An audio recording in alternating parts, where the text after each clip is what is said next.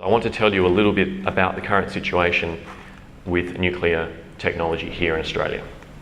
The first thing to tell you is that Australia prohibits the use of nuclear energy. Under Section 140A of our Environmental Protection and Biodiversity Conservation Act, a minister must not approve one of several things, all of them nuclear, one of them a nuclear power station. That's a curious position for Australia to be in.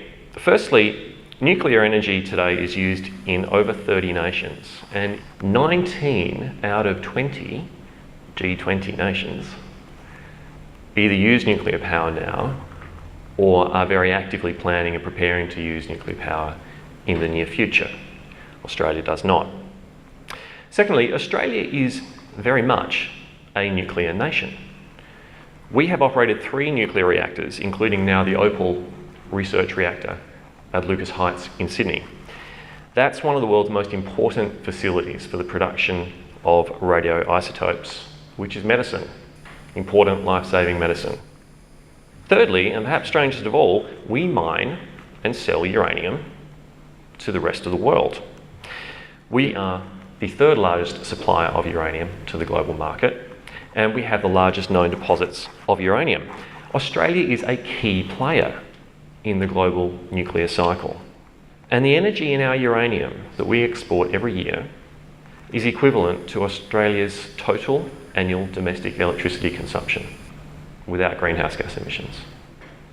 That's how much clean energy we're exporting in the form of uranium oxide fuel and declining to use.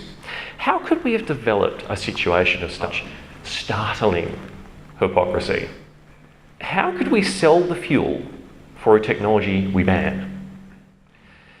In my experience, nothing brings clarity to issues like standing back and taking a bigger look for some broader perspective. So on that note, welcome to Australia.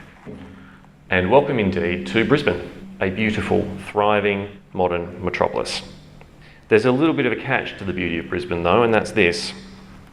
At 820 grams of carbon dioxide per kilowatt hour, we will be spending this week enjoying our time with one of the dirtiest electricity supplies in the world. Not the dirtiest, however. For that, we need to visit our next location. Let's visit the Loy Yang Power Station in Victoria. This brown coal power station is responsible for 19 million tonnes of CO2 per year. As a single point source, 19 million tonnes of CO2 per year.